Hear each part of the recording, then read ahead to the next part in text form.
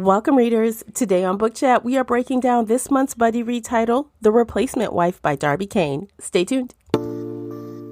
Today's episode is sponsored in part by Amazon Music. Check it out. It has 70 million songs, thousands of playlists. You can listen without commercials. Sign up today and get your first month for free using the Shelf Addiction link.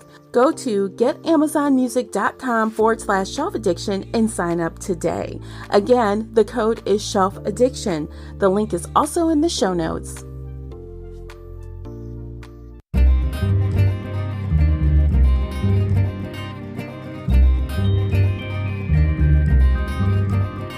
Hey everyone, I am your host, Tamara Ford, and thank you for downloading this month's Buddy Read discussion featured here on the Shelf Addiction podcast.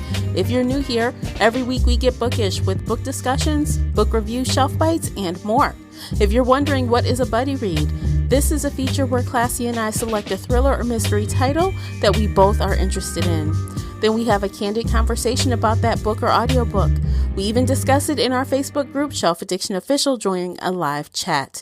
So grab a glass of wine, a cocktail, a cup of tea or coffee, whatever your drink of choice is, and settle in for this fun discussion. As always with book chats, there is a spoiler alert in effect, so you've been warned. If you enjoyed today's episode, please support this podcast by sharing it with your book nerd friends or on your favorite social media space. That will really help me out, and I appreciate you for doing it. The uncut video version of this podcast is available now on Patreon. Join us there for exclusive videos, including this podcast after show. If you'd like to support the show in other ways, please consider doing that by supporting our sponsors. By supporting them, you are supporting us. Check out all of the sponsors at shelfaddiction.com/sponsors. If you've read the book or listened to the audiobook and would like to weigh in on this conversation, be sure to join the Facebook group Shelf Addiction Official. I hope to hear your thoughts on this discussion. Links for everything I've mentioned are in the show notes, so let's get going. We've got a lot to cover today, so we are going to jump right on in. Joining me is the Buddy Read feature co-host, Classy Green from The Bookish Virtual Assistant. Welcome back, Classy. Hi, Tamara. Happy New Year. Happy 2022. Yes. Same to you. Yes. I'm feeling really good about this year still. I know. Okay, so when we're recording this, we're a few days into the new year, and I'm still feeling pretty good. How about you? I am. I'm hopeful. I'm optimistic. 2021 ended weird. That's probably the best way I can say it. So, it's like you want to just look up, and that's my attitude right now. So far, right. I'm looking up. Yeah, I was telling Casey the other day that it would not take much for my 22 to be better than 21. My 21 kind of sucked, to be honest. Right. The bar is not, it's like, right? The bar. It won't all take I need much. is just a little bit. Right. Just a little. Exactly. Yeah. So, yeah, I'm feeling good about that. Although I'm feeling good right now, y'all, but you couldn't tell because I sound a little hoarse. I'm not sick. I don't know what's happening. The Midwest weather hates me or something. So sorry about that. There's nothing I could do about it. I woke up like, oh my God, what happened to my voice? Just scratchy. Went to sleep normal, woke up like this. I woke up like this. Like this. Yeah. But at least you're, like you say, you're not feeling bad. It's just a little scratchy throat. So yeah, run the humidifier. I know mine does that too. When the weather changes and I have to turn on the heat, and then it gets dry, and so yes, and lots of water. Yeah, I have water right here. And then I have bourbon right here. Oh, yeah, that should clear up something. Then I will use the humidifier tonight, and I'll put it on full blast right next to the bed. So that's the plan. Nice. You should sound better by tomorrow. A little bourbon, humidifier, and water. Woo. Yeah, it's the greatest combo, right? Hey, Betty White says she liked vodka, and she lived like 99, right? I know. She also said she avoided anything green, if I remember correctly. Right, because I think she said her favorite foods was like hot dogs and French fries. I was like, yeah, Girl, not the hot dogs and french fries. But hey, you know what? She had the longevity to, support that, I guess. So yes, right. I don't know if I could do it though. I was gonna say, stomach would be like, "B, what you eat every day?" No, you're like, you trying to murder you. Yeah. That's how I felt after, my little bit with family bringing us food. And I was just like, I can't do it. I can't do another meal of somebody else cooking. Let me break out the green smoothies and detox and start all over. Clean the system out, all the butter and all that other crap people put in everything. Yep. And fried. It'd be delicious sometimes, but it'd be delicious. But you can't eat that every day. No. And that's what it was becoming. And I was like, okay, I got to stop. You start to feel it. You start to feel bad. Like, oh, what's happening? Right. It was like, is something clogged? I think that's an artery. I mean, I hate to say it, but it did. It just felt like, okay, time out. Yeah. Oh. No. Yeah. Eat a salad. Eat a salad, chick. Eat a salad. Your stomach said so. It really did. So sorry to go off on a tangent, guys. No, it's fine. We're good. This is our new banter for the new year. We might get into stuff before we start the book. We'll feel it out. We'll see how it goes. Yeah.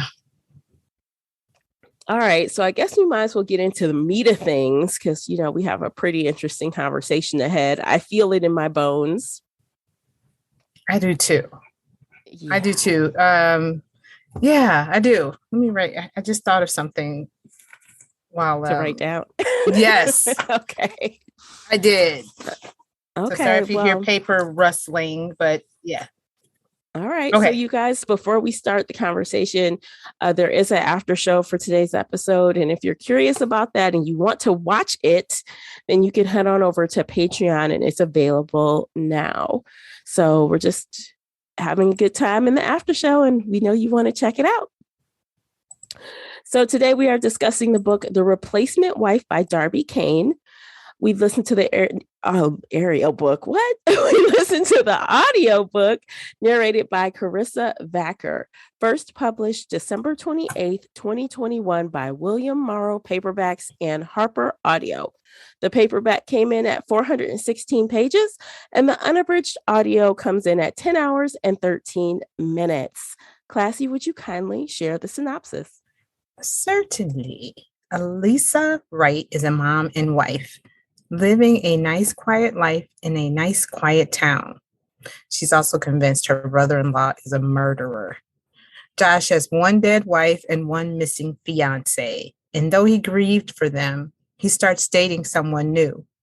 Elisa fears for that woman's safety, and she desperately wants to know what happened to her friend, Josh's missing fiance.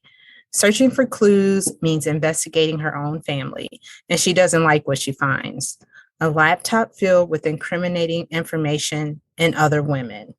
But when Alyssa becomes friends with Josh's new girlfriend and starts to question things she thinks are true, Alyssa wonders if the memories of a horrible incident a year ago have finally pushed her over the edge, and Josh is really innocent.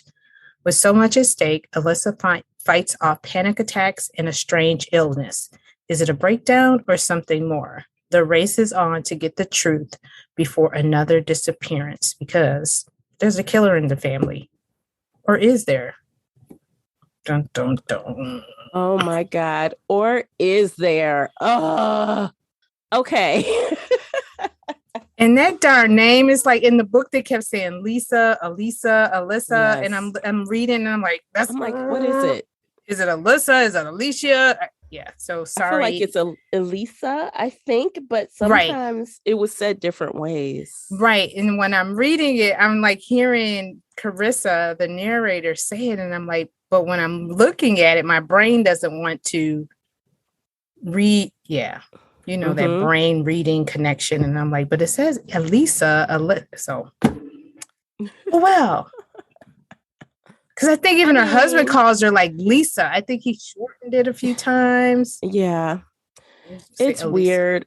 I don't like that. And I feel like I heard the husband's name said two different ways a couple of times. Yes, because was it Harris or Harrison? Yes. I'm like, okay, wait, what is his name? Thank you. Okay. Because I'm like, yes. Is his name Harrison and you guys are calling him Harris? Is her name Elisa and you guys are calling, are you shortening it and why? Yeah. Especially with reading and audio, okay, can I go on a quick tangent? Yes. That is one of the things that I do hate about books, especially when it comes to names. Like, don't name your characters with names that are very similar. Mm-hmm. Like Mike and Ike. Do not do a Mike and Ike or a Pat and Matt. Don't do that because you really throw us readers off. Right. And, like with Alyssa and Harris, is it Harrison? Don't shorten their names in the book. Just give them a simple name. Or even if it's a difficult name, stick to it. But don't make but do not give them rhyming names no. Right. Because then I get the characters mixed up. Yes, I agree. Yeah. I totally agree. I think that the narrator had issues with the names. The author probably should have used some different names. Yeah. But I mean, probably when she was writing it, she probably just thought, oh, it's a little different. But, and she never thought when it comes to narration, well, maybe she'll know now. Hopefully. I know. I mean, and that makes me wonder, like, how much editing are they doing? Because I know for sure, I'm like, and that's why I'm glad you said, you kind of co-sign on the husband's name, because I could have swore she said Harrison several times. Mm-hmm. And I'm reading the synopsis. I'm like, wait, is it Harris? I thought the husband's name is not even in the synopsis. No. Josh's name is in there, but I'm not sure. Yeah. Probably if we looked it up on, someone's review page. I was reading reviews and everyone were was you? calling him Harris. Yeah. Oh, every review I read called him Harris. And I'm like, well, I'm assuming a lot of these people read it. Yeah. So maybe it is. So it was something with the narrator then. I don't know. Because because I see Harris too, her brother, Josh's older brother, Harris. Because when you say Harris is, that's kind of hard, like to give it for him to have some kind of possession like Harris's shoes. So it probably would sound like Harrison's. I mean, honestly, she could have just called that husband asshole the whole time and I would have been okay with it. Dickwad, anything asshole did here. That. Yep. Mr. Yeah. Because I'm like, ugh. Yeah, I felt the same way. I was like, I was not invested in any of these characters. I gave two fucks. I mean, sorry. I gave no dams. On this show. I know, but I'm just like, I'm just starting off. I gave no dams about nobody. When something happened, I was like, oh, well. I didn't. F's to give. I didn't. Tamara, I had no feelings for anybody. I didn't feel sorry for anybody. Okay, except for Elisa and, her PTSD. But then she started doing some really stupid, nosy crap. And I was just like, I didn't want to say it. I was like, that's what you get. But I was like, okay, but she's suffering. So this is okay, y'all. So this ties into one of the reasons one of the things I didn't like is that Darby Kane decided to go with the ever annoying, unreliable narrator trope, right? So that's like the easiest go-to. Just make her confused. And we didn't find out till a little bit in why she was so traumatized. And that made me feel a little bit less annoyed about it because she experienced anxiety, paranoia. She was gaslit constantly. She was taking drugs, right, for anxiety. Right. And PTSD, right? And PTSD. And of course, I think naturally she was a people pleaser anyway, based on how she would talk about kind of like shoving her own say so down to Mm-hmm. appease her family. Right. So initially I was really, really annoyed by her. I'm like, okay, the very beginning of the story, she sounded like she knew what she was talking about. She's like, my friend is gone. And what the hell happened to her? Right. I preferred her in that state. And then she changed into this driveling, like 1 minute she's upset, Whining, manic, almost like, I don't know, you're not gonna do this to me. And I'm like, are you saying this shit out loud or in your head? Because you don't know. True. Yeah, it was like that. Yeah, it was very annoying. Like her whole persona was annoying to me. And I wish it weren't. No. Yeah, I liked her at the beginning as well because, she was like, I'm going to stand up. He's going to tell me he's going to, he's not getting away with this. Mm-hmm. And, I think he's a murderer. At first I was drawn in with those first couple of pages of, how she described Josh. I like him, but I'm kind of weary. And I was like, okay, what's going on? And, and then it was introduced why she thought he was a murderer because Josh, her brother-in-law, is dating the main character, Alyssa's friend, and the friend is missing. Yes.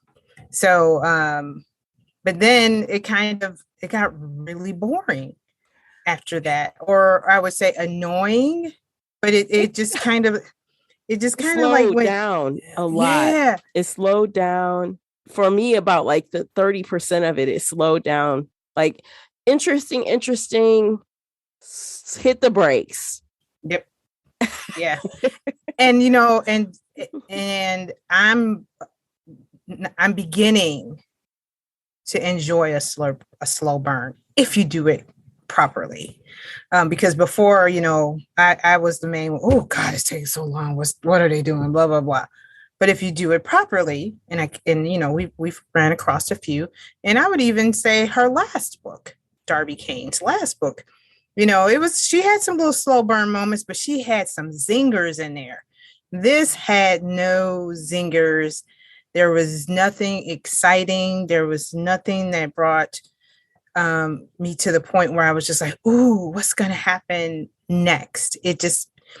I felt like she was just telling me a damn story, like blah, blah, blah, and blah, blah, blah. And I was just like, and I found, I agree with you with that. Yes, it was like she was telling a bland story, but I think part of that reason is because Elisa was like this perpetual, like regurgitating character, constantly questioning her own sanity, constantly saying, am I crazy?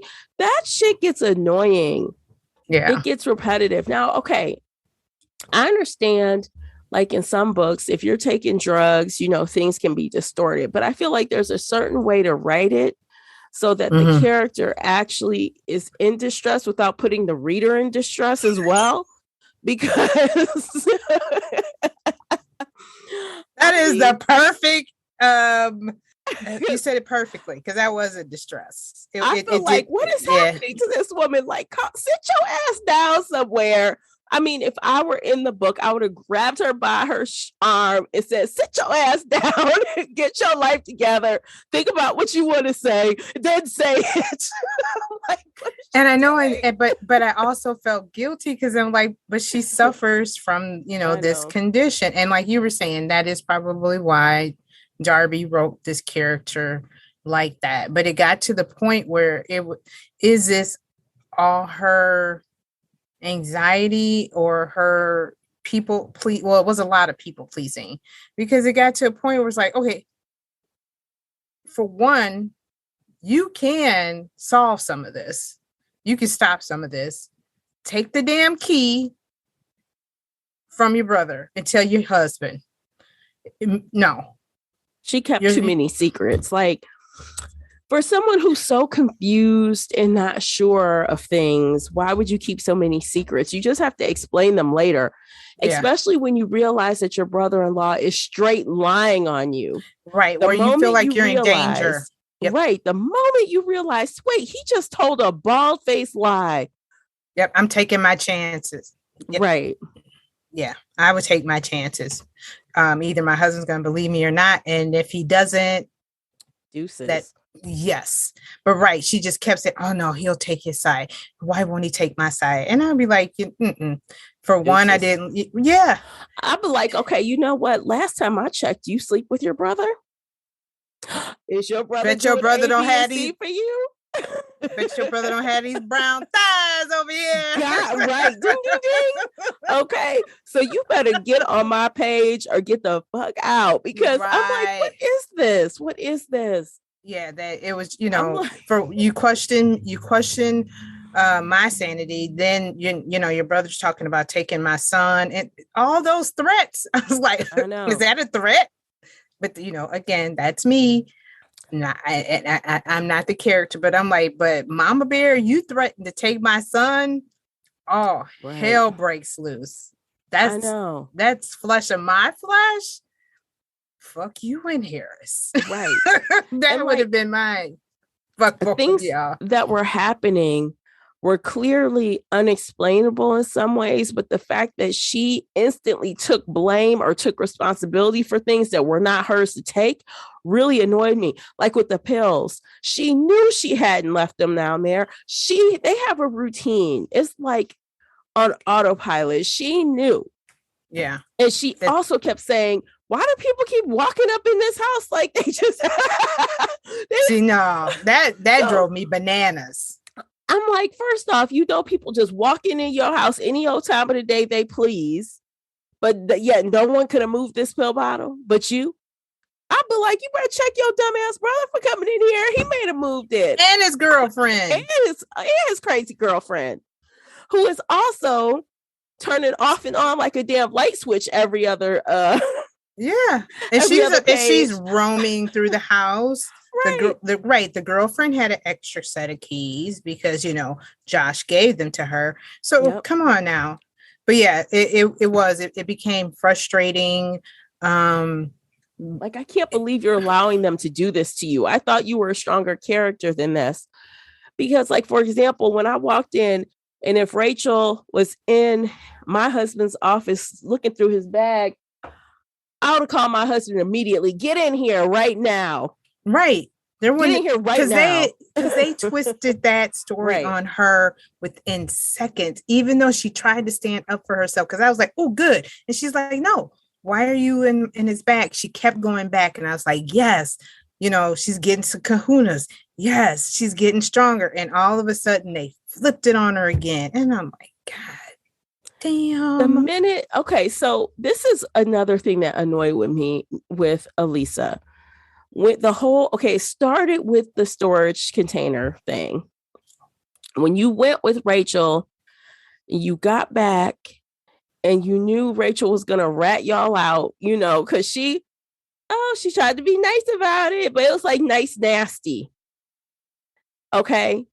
The way she went on about that, I instantly thought they were in cahoots. Instantly. I'm like, they working together to gaslight you. Why are you so stupid? Yeah. Like, they working together. It was very clear early on that they were working together to gaslight her. Right. Because why would you, new girlfriend, want to go to a storage locker with me? Why? Right. I can't remember if she told her what she was going there for.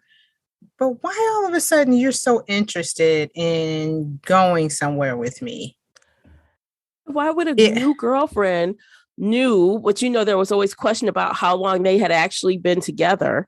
A new girlfriend who, loves Josh or whatever, but let me help you because I believe something happened to your friend. Why would she be doing that? What's her motivation? Yeah.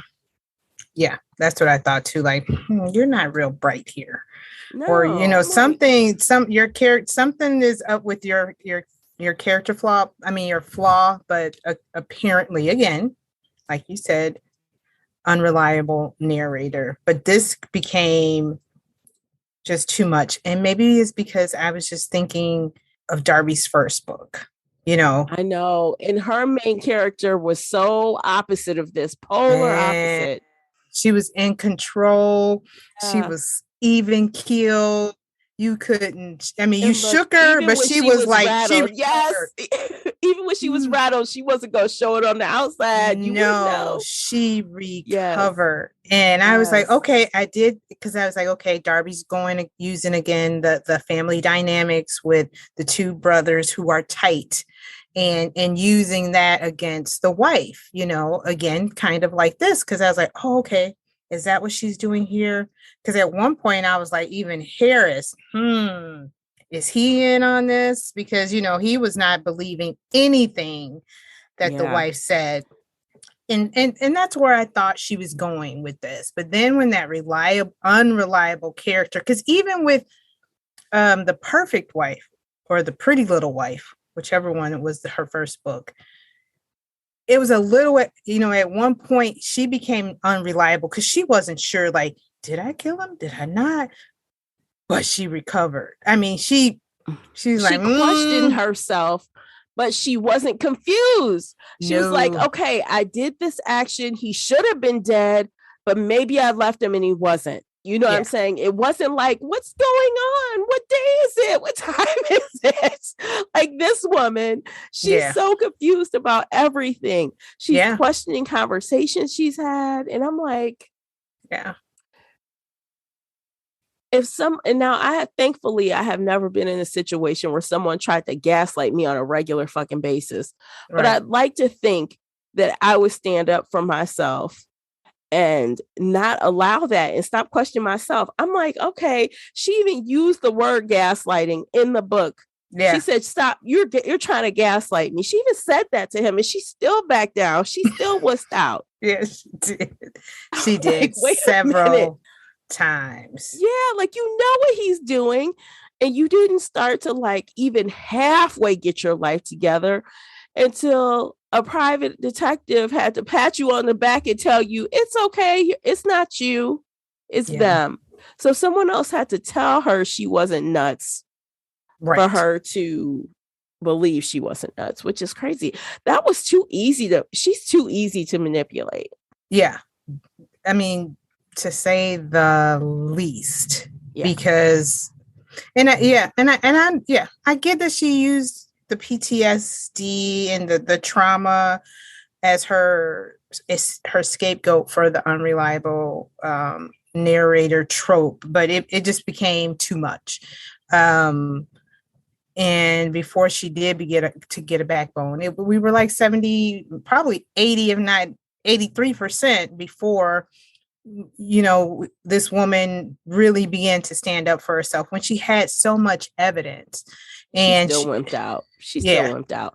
Yeah. Because let me tell you, there were so many times when she had private conversations that she could have recorded those conversations. I'm just saying.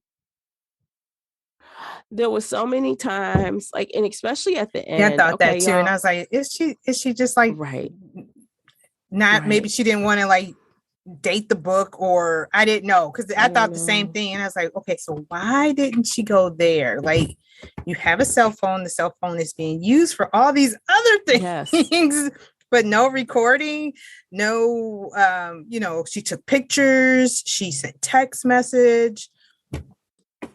Yeah. It's a mess. And then, and we're not going to reveal the ending right now, but I do want to say at the end, there was an opportunity for somebody to get theirs and she protected them. I'm like, you's a dumb one. You a dumb one. I'd be like, go ahead, slice his ass up. Do what you want. I'm not jumping in front of that. Girl, I cannot with that character. I'm like, I don't understand the logic of this. And I just got sliced.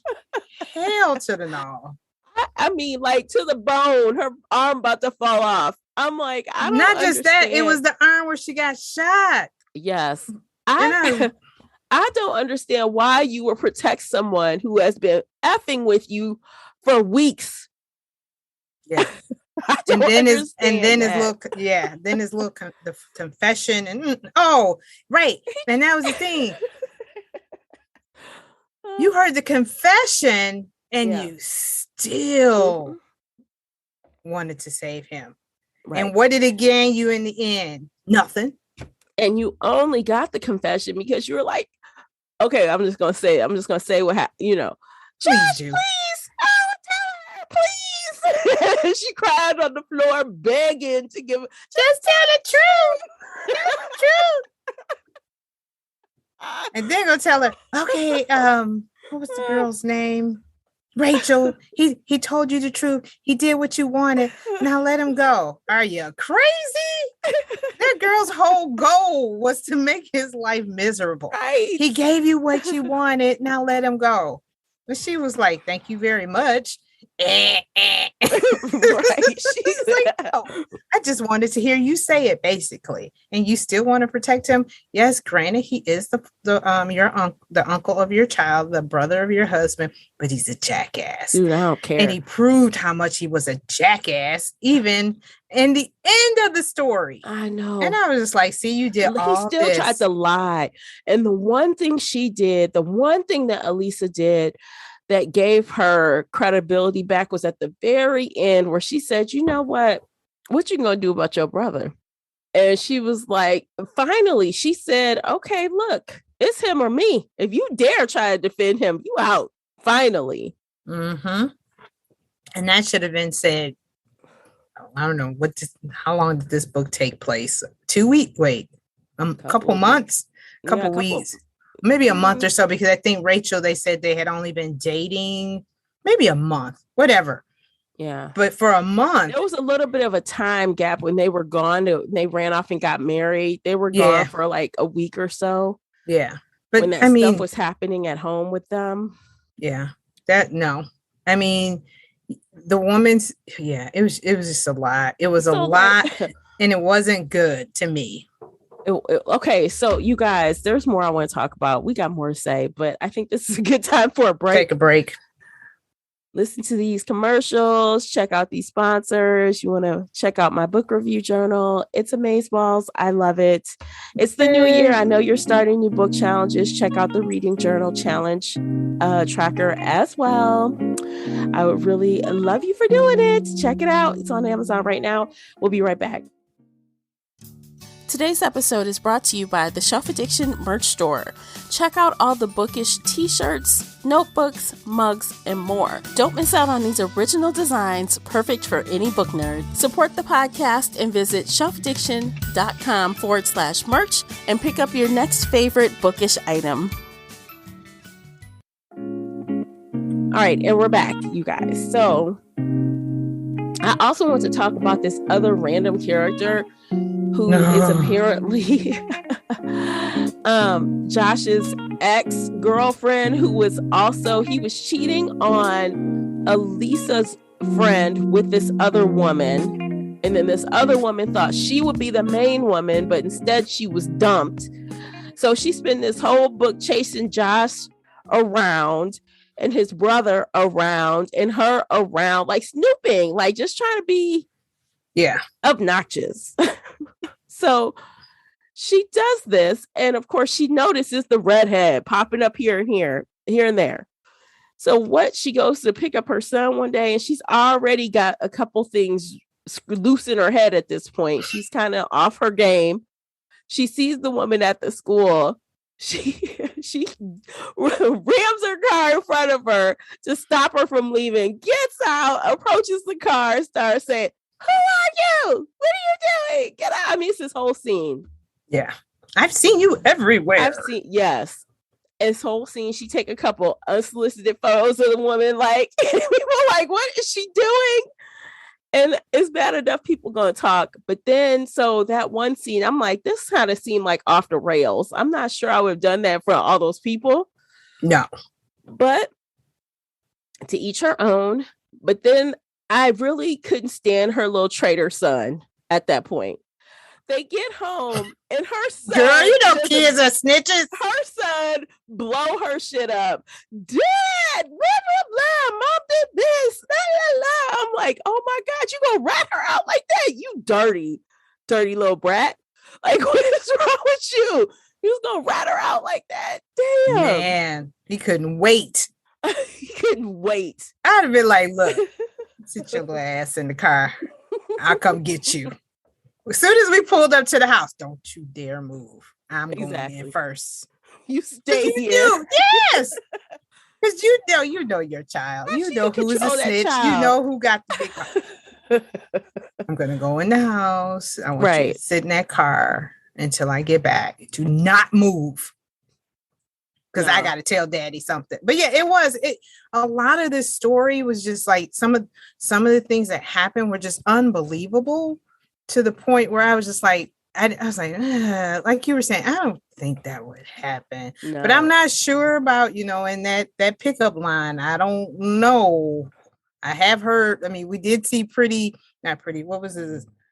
Big Little Lies, what happened there on pickup day. Remember when they went to pick up the kids, there was some little drama there, but I just felt like this story, there was just so many outrageous things. And I got tired of keeping track of Josh's wives, girlfriends, and infidelities. I just got tired. It was just one little story after another. Here comes something else. And I was like, okay, so who the hell is this damn Rachel? She's the new girlfriend, but she's got a motive because, and then they're sneaking into each other's houses. And I'm just, it was, and I think that may have been the thing that really made me not like this book as much as I liked Pretty Little Wife. It was just, the score, trying to keep score of this and that, people coming into your house. And, she snuck in the house to kind of check on him, to look for something there in her house. And I was like, this is, she was who walking does in his this? house just like they were walking in her house. Yeah. But And then she runs mad into that they was walking in. Yeah. Oh, I went over there to do something and she's lying to her husband. It was just, I don't know. I felt like the story was rushed. I felt like, I don't know how, I mean, I can get the and it's concept, weird the to be startup rushed with over 400 pages of content. Yeah, it was a lot. Right. And nothing was interesting. It was like a constant cycle of, okay, I just got a little thought in my head. There was just too much going on between sister-in-law and brother-in-law to me. The dynamic of that, you're lying to me about his past wives. And and I get it. You're a family now, but it was just too much involvement in the brother-in-law's I can't relate at all because I just can't imagine being that close to my brother-in-law. Yeah. But it's one thing to be cool. You see each other, but dang, you act like you are personally offended. Yes. That you did not know every little thing about his past before you arrived. Yeah. And that's right. I didn't know about this. I didn't know about that. And I was trying to feel for the character because her girlfriend is missing. So now, all these things that happened in his past are, they play a key part because if other people are missing, maybe that's why Abby is missing. Mm-hmm. But in the meantime, I just felt like she was just way too involved with this man. And when I thought of like the replacement wife, I'm a real stickler with titles. And I'm like, okay, so granted, his wives were, he had wives and they died. And Rachel wound up being the replacement wife. But Alyssa or Lisa is the main character. So I was just like, I don't know. That kind of irked me because I'm in my mind. I'm like, okay, so who's the fucking replacement wife? Was her friend the replacement wife? And now Rachel is the replacement wife? I feel like you're right. When you hear that title, you think it's going to be about the main character. Am I the replacement wife? You know what I mean? Mm-hmm. And that's where, and it got to the point where when they got to Bath, because they were becoming in heated arguments as if they were a couple, Josh and Elisa. And it got to she's too involved. Like that's her man. Yes, I was like, back the fuck up. I think I did say that at one time. Like, get out of his house. I mean, I was going to go over there and clean up before the maids came. No way. Get out of here. But that's what really got me is the title of the book, because that is something that I really love doing as a reader, like finding or figuring out why they picked this title or if that title will show up in the book. And I think she did mention the replacement wife is so-and-so, the replacement wife, but it did not, this title it didn't hit with this story. You know how sometimes I like to do this with books, but let's do an imaginary rewrite, shall we? Sure. Because I like to say how this would have been a better story. I've done it lots of times. So what if Elisa thought that she was the replacement wife and her husband had a past of dead wives, of which some she didn't know about? And then she found out maybe her brother-in-law was killing them, or, you know what I mean? So that way it could have been like, it looked like her husband was a killer, but it was actually her brother-in-law. Right. Trying to replace. Yes. And that's why I was kind of like trying to, and I know my mind gets ahead of me sometimes when I'm reading, but that's what I was trying to figure, like, okay, so the replacement wife, but Elisa is the main character. And that's why I thought, is her husband involved with this? Because, it seemed like every time something happened, the brother knew, but kept the secret. Yeah. So I was like, But not because in this case, not because he was in on it, just because he was obnoxiously protective of his brother to a fault. Exactly. But yeah, so I was just thinking like, okay, so if you keep digging, are you going to get replaced? Because now you know too much. Those were some of my thoughts. And again, that would have been a better story. Yes. If you're going to use replacement wife, it should be the main character, not a secondary character. I mean, granted, she was the killer, but she was not the main character. Yeah. So, yeah. So again, that's another thing that I did not like. And this story reminded me a lot of, and you brought this up to me when we read The Good Marriage, which is a book we loved by Kimberly McCreight, The Staircase. Yes, I thought so too. I'm like, gosh, this story reminds me of something. Did he kill her? Did he not kill her? Who said? She said, he said. She slipped down these stairs and she slipped on her own blood. They never go up. I'm like, oh, Lord, the back stairs she never uses. I was like, okay. So I guess this trope in this storyline is used often. And the funny thing with The Good Marriage and Kimberly McCreight, this narrator narrated The Good Marriage. Yeah, I saw that. I recognized her name. I wanted to see. I'm like, yep. Yeah, I was like, how ironic. She narrates the same book that kind of has that same little undertone from The Staircase. Yeah. But yeah, those were just some of my little nuances about this book. It was just, repetitive. And which, that probably why I kind of like zoned out and I pushed my way through. It was, because it's our book, but, and I kind of did want to find out, did Josh really do it? But I wasn't eager. I wasn't like, oh, who did it? I'm just like, come on, just tell me.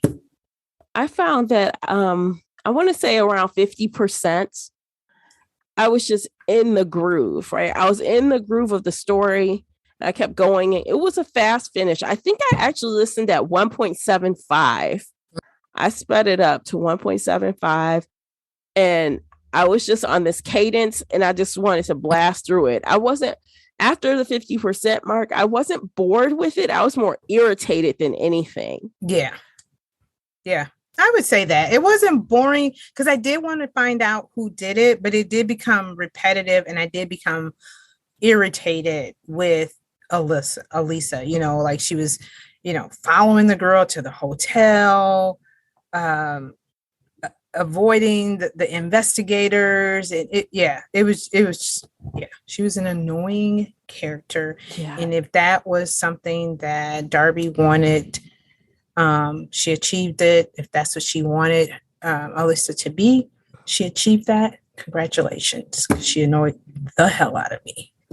I do want to ask you what you think of that ending, because spoiler alert, the end reveals that Rachel is actually the younger sister of his first wife, who he actually murdered. He knocked her upside the head against a tree, and she wasn't dead yet, so he drowned her in a lake.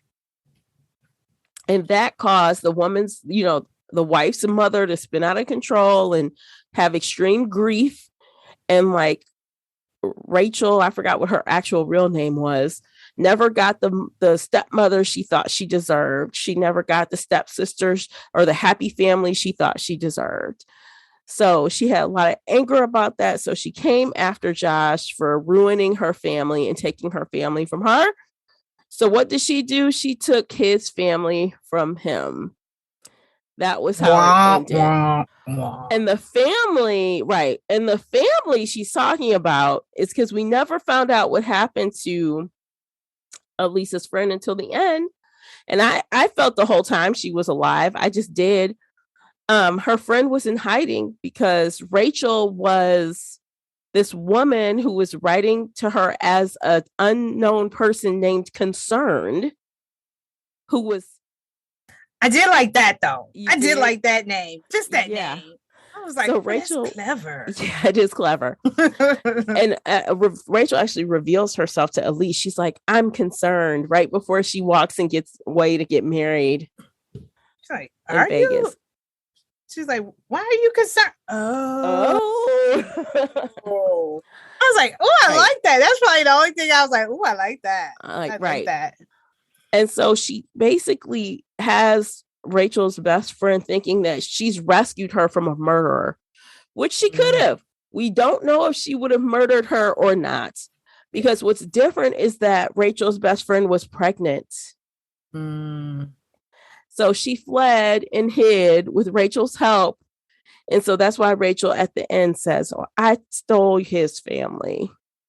Yeah. I'm like, okay, well, fair exchange is no robbery, I guess. Yeah, I guess so. They're like, really? That's where you went? Don't know if he would have killed her or not, but I guess. Yeah. Better safe than sorry. He's killed two, so what's. He killed one that we know of. They never talked about Candace. They never figured. They never confirmed if he killed Candace. Right. But he absolutely killed at least one of his wives. And he had several girlfriends that are alive and walking around. Yeah. But the second wife did die in a mysterious manner. Yeah.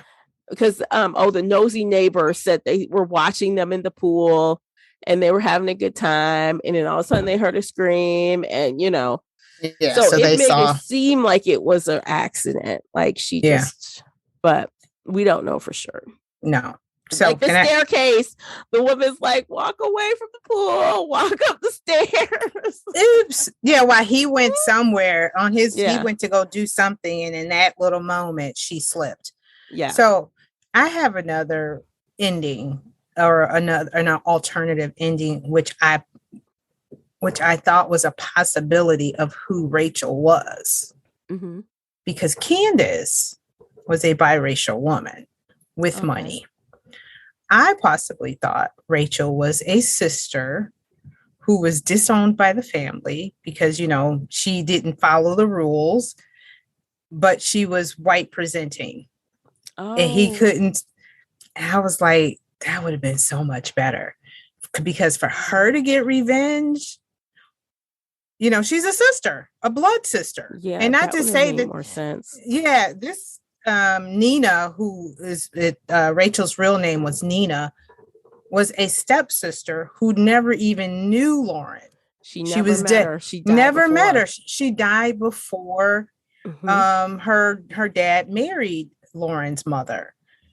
And I kind of thought, because I was like, maybe she's a relative of one of the dead or missing women, or the dead wives.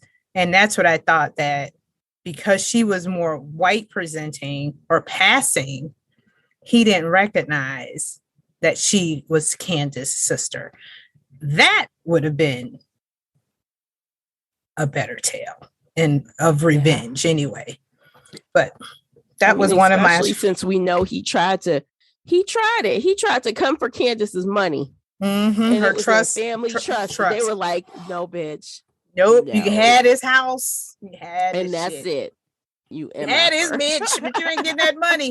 But you that's ain't getting what I that thought. money.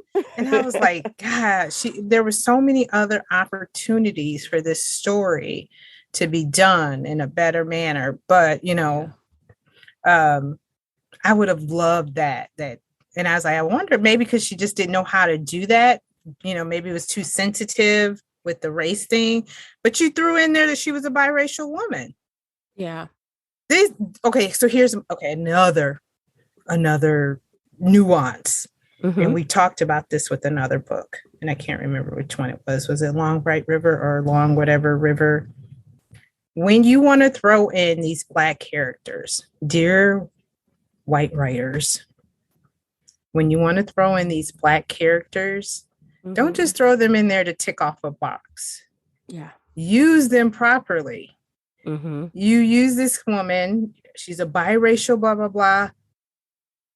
Come on, let's play. Let's do this. Don't just throw her in there just to look. I have some melanin over diversity, here, y'all. Just a little bit. Check. Diversity check. No. Go there. Do your damn homework.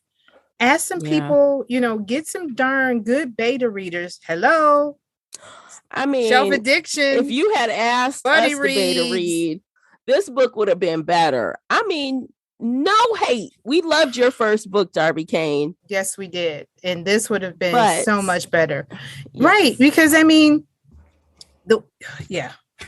So yes, dear white writers, if you're going to throw in a Black character, use that damn character properly. Don't just use her as the one little character, like in the movies where the first person that dies is the Black character, or, she's just a shadow, or you just mention her constantly. No.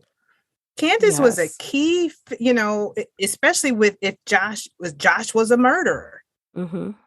And your character, the character you chose to kill Josh or try to get revenge on Josh, was a stepsister who didn't even know her stepsister. Been so much more impactful. Yes. And I mean, this woman, she seemed highly intelligent, highly she was a good actress. But at the end there, she lost it like a. Oh, she was manic. I'm like, what is this bitch, like the Joker? I mean, she like cackling and all kind of crazy stuff. I'm like, wait a minute, what happened to the control that this character was showing? Like she had stopped her meds. Yes, she instantly got off those meds. Like everything she was using to drive her act had fell away at the end, and she was just like this raving maniac right at the end. And I'm like, that don't even make sense. No. So I'm just saying, if you guys need somebody to look at your books and make sure they're checking off the marks for your characters. Yes. We're here. And, this is Darby Kane is writing under a pseudonym. This is a pseudonym. Mm-hmm. And she is an experienced, romantic suspense author. But this is only her second book under this name in this genre. Yeah. And I feel like her editors were too loose. They were too loose with it. Pretty Little Wife was such a success. They were too hands off with this one. Yeah. They should have treated it with kid gloves so that she didn't have a sophomore slump. Yeah. Because this definitely was a slump. It was, I tried. I was like, okay, I started making my little notes. I was like, okay, family dynamics. I get it. The two brothers, tight. And the wife. This is her thing. Okay. But what can you do with that? I would love to hear from someone that is this close to their brother-in-law that you would feel very angry about not knowing about his past before you even knew the family, or that you felt entitled to just walk up in his house and clean up for him and get his laundry together. I don't want to do my damn husband's laundry. Right. Shit. I don't do my husband's laundry. I'll be damned if I do my brother-in-law laundry. This is my thing. One man is enough. I cannot understand taking care of two grown men. That kind of relationship with a brother-in-law. I mean, my brother-in-law got arrested, so we were close. I knew my brother-in-law before I knew my husband. But we joked around and we played, but like that. Hey, how you doing? Oh, or he introduced me to a new girlfriend. Hey, that was it. And that just scene, don't, it was just, here's my thing. Just make sure I know some names and I don't slip up. If you bring in another one, but here that I didn't call somebody the wrong name. That scene, you guys, there was a scene where Rachel and Josh ran off and got married in Vegas. And Elisa and Harris were told by phone. And then that evening, I guess they had to break the news to the child. I don't know why they act like this child is 12. He's like 4 or 5. He's like a kid. Yeah. And they were all quiet and like upset. I guess he was outraged that he did not get to go to his brother's 3rd wedding. And she's upset that the woman got married. That whole scene could have been thrown out. Did nobody care about that? Get out their business. Dumb. Another point of argument for them, just for them to argue. Yeah, because you didn't get invited to, their, come on now. Oh, wait. And not just that. And not just that. The husband was mad. He blamed Elisa for them not getting invited because she was constantly on Josh's tail and blaming him. So you're the reason why we didn't go. Well, I'd have been like, mother. Yeah, it was another point of contention between them. And for what? Yeah. For what? It's a damn wedding. We already know you choose your brother over your wife. Something wrong with you. Yeah. Yeah. And you could have told him with a little more excitement. We're talking about the little boy, about his uncle's wedding. That little boy cared. All that boy cared about was them donuts. He didn't care about a wedding. No, all he wanted was some sugar and something to beat on. Can I eat another half donut? That's all he cared. That's all he cared about.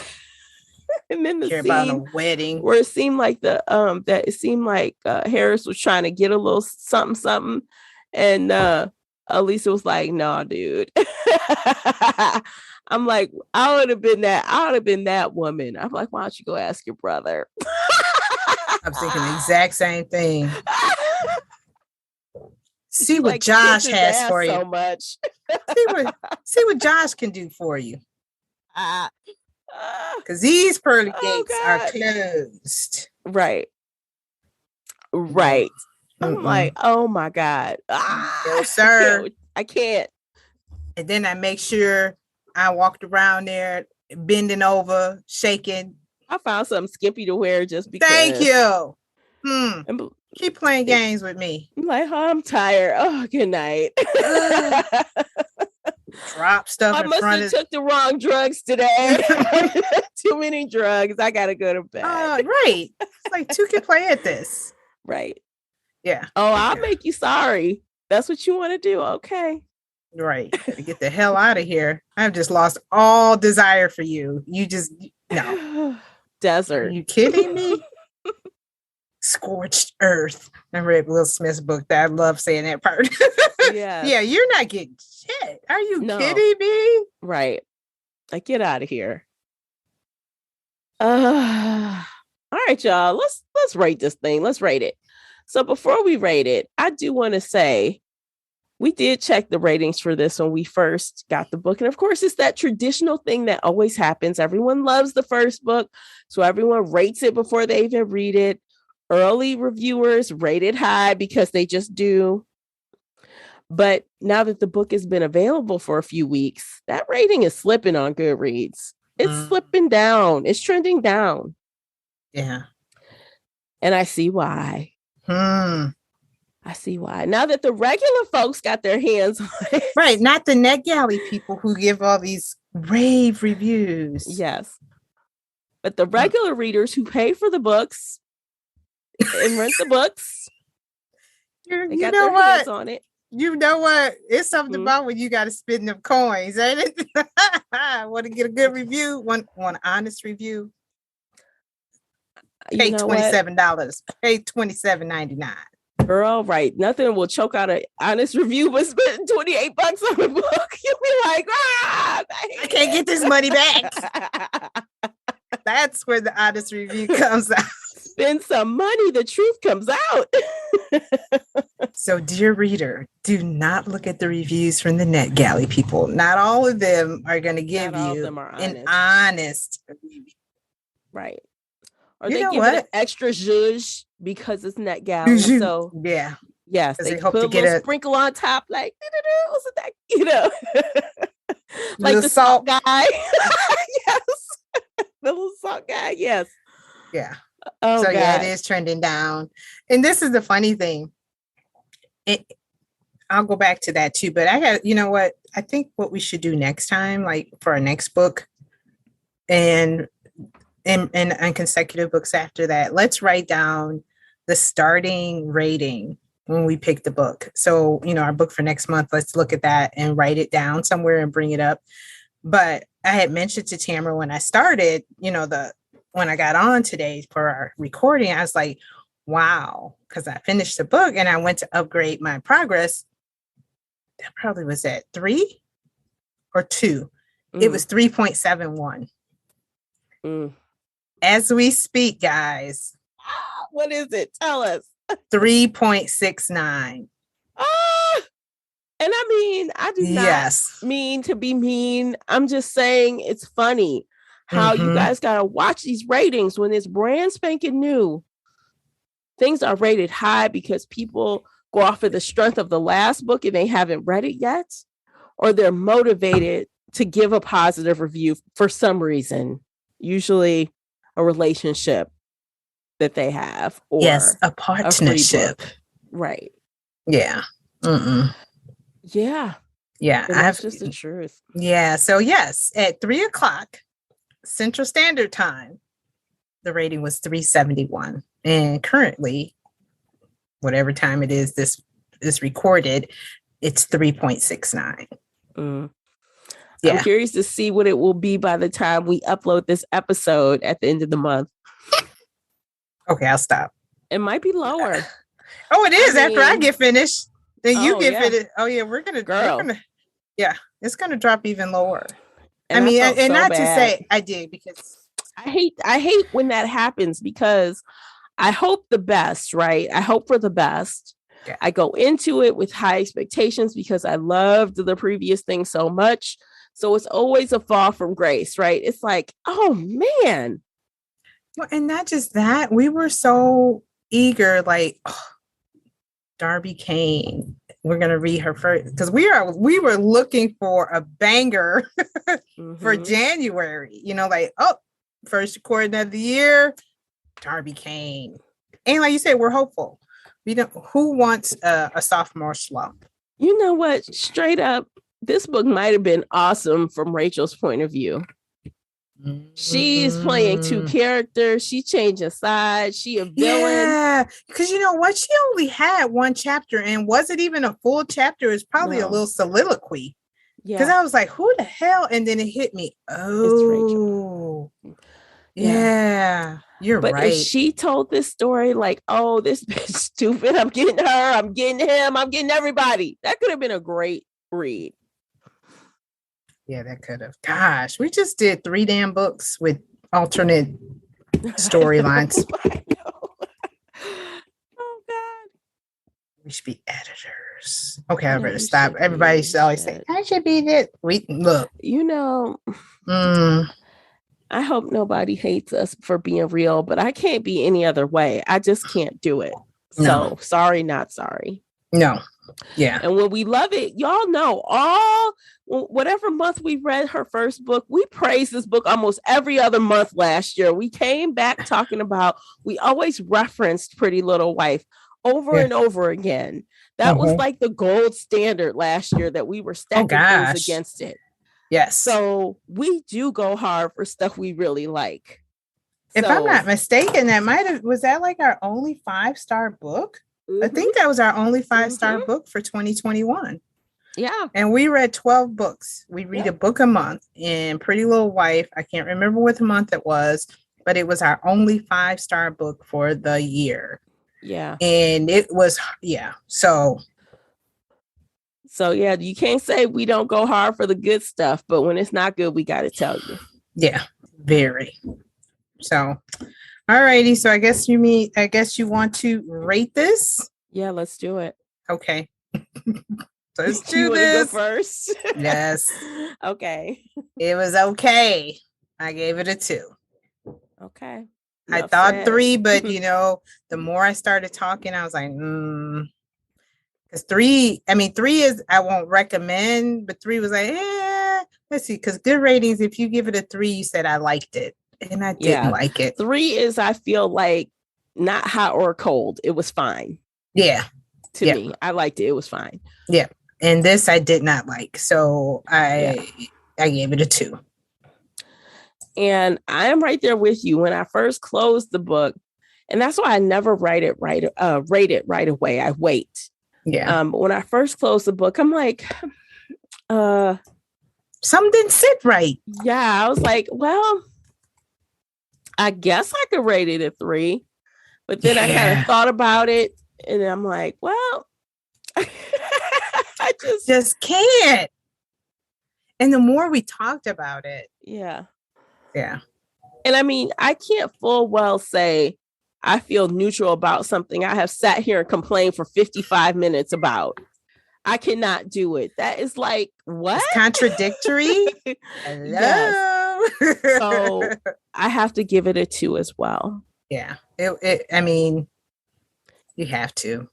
And I have faith. I want to give her one more chance. Whatever her next book is, I'm going to read it. Because maybe she learned something from The Replacement Wife. Maybe she did. I'm going to give her one more go.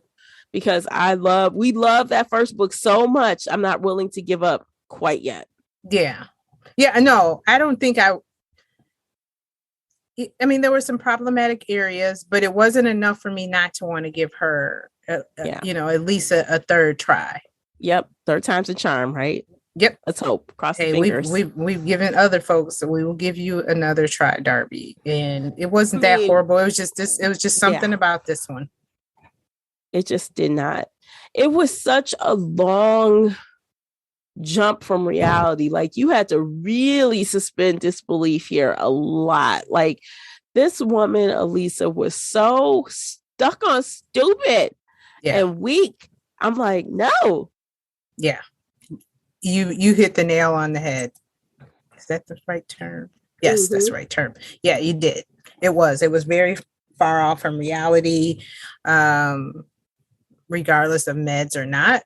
And I think the meds she was taking weren't the ones to have her, her reality altered. They should have been calming her down. Yes, which kind of made it hard for me to understand. Like, so that's all you ratcheted up like that? That's all you, because it's not the medication. That's not how that medication works. Yeah. So, okay. All right, y'all. So that's it for this. No, we have to do narrator. Oh, yeah. Okay. What did you think about the narrator? She had some areas where I struggled with her with the names. Alyssa, Lisa, Harris, Harrison. But other than that, she was pretty good. I mean, she did the male voices great. She did, I didn't know the difference, like when Rachel, the different character voices. So she did good, but a couple little things that bugged me. But other than that, she was pretty good. Yeah, I would agree with you. The names was a thing. It was a thing. But I enjoyed her narration overall. I think her, like I said, I listened at 1.75. So her natural cadence in this story was a little slow for me. So I needed to speed it up. Usually I listen at 1.5. That's my average listening speed for most things. Okay. But I went a little faster on this book for me. Okay. So, no issues. I think she did what she could. she did make some errors, but I don't know whose fault that is. Right. No. Yeah. Yeah. It's kind of hard. Yeah. Gotta pick right names and the way you do things. Yeah. But that's just my point of view. I mean, or even an editor, or the producer of this that too. audiobook could have been like, dude, you're saying the wrong name. Record this name and let me drop the right names in. I mean, they could have done something. Yeah, they could have listened to fix it. That's true. So makes you wonder. Yeah. Wonder. Sometimes these publishers, they get too comfortable with the author and they think it's a sure thing. And so they just let shit go off the rails. Like, to be honest, like I can name one huge author, Sarah J. Maas. I love like some of the stuff she's done and I don't like some of the stuff she's done, but she's such a big author that people are on auto buy. They just buy her stuff regardless. They got real loosey-goosey with some stuff. Like same with J.R. Ward. Like she's got a long running fan base. People are on auto buy. I mean, are you phoning it in? That's what I'm saying. Like, they just don't feel the need to, treat these books with kid gloves. They just kind of push them through because they think people will buy them no matter what. Right. Regardless. So, yeah. Like we don't have to worry about that. Mm-hmm. Yeah. Okay. Same with audiobook editing. So. Sounds like it. Yeah. All right. So up next, we are reading Razor Blade Tears by S.A. Cosby. Yay. So this is another author we're returning to from last year. I'm not going to lie. I'm a little nervous. Right. I agree. I would be too.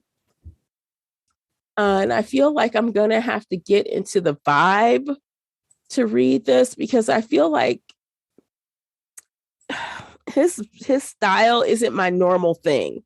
Okay. But I did enjoy the last book. We had that discussion. Y'all can go back and look at it or listen to it. I did enjoy it, but he's not my normal cup of tea. I think his writing style, his vibe isn't my normal cup of tea. It still has a really good rating right now, but the amount of ratings are much lower than his first book. So, wow. It's only like 28,000. So what's the rating for Razor Blade Tears? 4.17. 4.17 is so it's really good.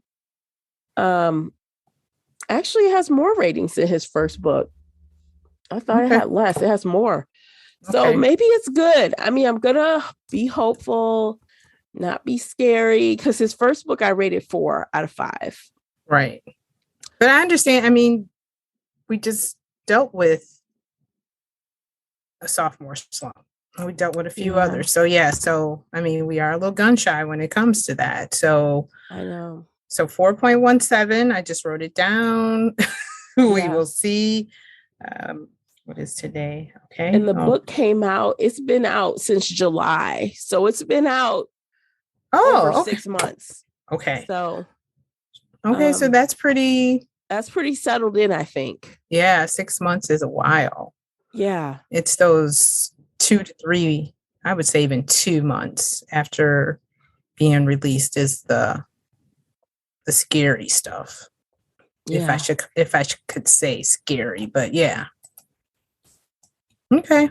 But I just know I got to get in my mind for some like no shade, but male writing is different. Right. Yeah, and he's a country boy. Yes. Yeah, from Virginia, and his style is a little different. So yeah, I understand where you're going with that. Mm-hmm. Yep. All right, guys. So that's it for today. Please pick up the next book that we're reading. You can find us on book clubs or over on Facebook under Shelf Addiction Official. You can join us and talk about the books there. Pick up the Shelf Addiction Bingo card for the first 3 months of this year. You can be entered to win $25 to your favorite bookstore. And you can get cool things checked off by doing things like reading along with us and sharing a pick. or joining us for a book club meeting. You can get a little check off of your bingo card doing that. So yeah, so join us. The bingo card is available on shelfaddiction.com/bingo. The link is also in the show notes. So we're done for today. Anything else, Classy? No, that is it. All right, guys. Until next time, happy reading. Take care. Bye-bye.